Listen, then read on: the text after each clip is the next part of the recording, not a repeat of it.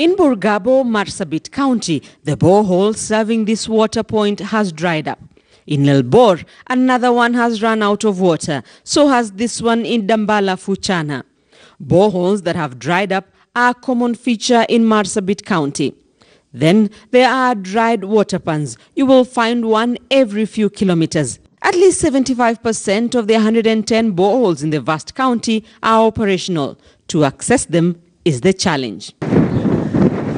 At the Theikuku borehole, hundreds of camels, goats and cows quench their thirst.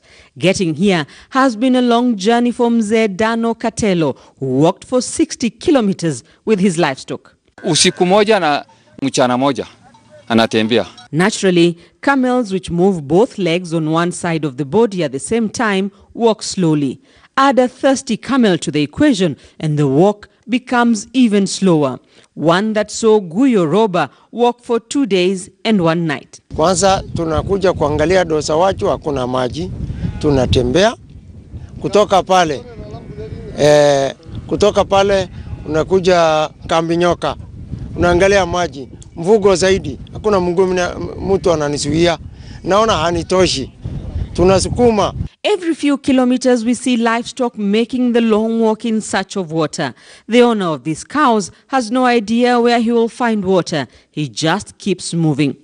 These goats walk in the middle of nowhere headed to the Ikuku. The herder hoping they will all make it. These goats have been walking for a day. They make a dash for the water at the site of the watering point. Some goats give birth here. The kids cannot walk. The herders have no strength to carry the kids back home. They get rid of them. Mbuzi anazaa, gondo anazaa, yote tulichinjwa, tulituba. Kilometers away, we see goats from another flock that did not make it to the watering point. These camels and cows head in opposite directions. Camels leave the watering point. The cows head there. In Misa area, 100 kilometers from Theikuku, we find another borehole. Ni hii kisima yetu ambayo inategemewa na watu kutoka sehemu mbalimbali, kutoka Koloba, kutoka Nana, kutoka Daber na kutoka upande ya Northeastern huko. Haswa mbuzi na ngamia ilikuwa nyingi. So hata machine hata inaweza run 24 hours.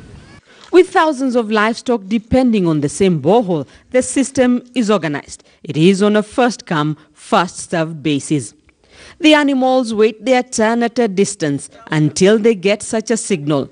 Sunset finds these camels still waiting their turn, having arrived near the watering point at around 3 p.m. Kwa siku ngamia kama 700 naweza pata maji hapa.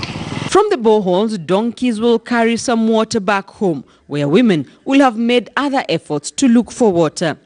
These women have walked for kilometers. They don't know how many. They just tell us they have been walking for 2 hours. Hawa yote anaenda huko mbali, oda, amechotea huko maji. Hakuna maji ya karibu hapa. Livestock from the same Manyata go in search of water together. Different people are picked to make the long walk. In Burgabo, Dibaroba whiles the time away with other men.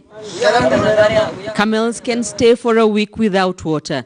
In a week's time, it will be the turn of Dibaroba and other men to make the journey in search of water. Kama iko maji, zamani tunategemea kisima ya Dosa Wachu na Ilwarabesa. Hiyo ni kama kilomita 12 hivi. Sababu kosa maji inaenda Maikona kilomita 60.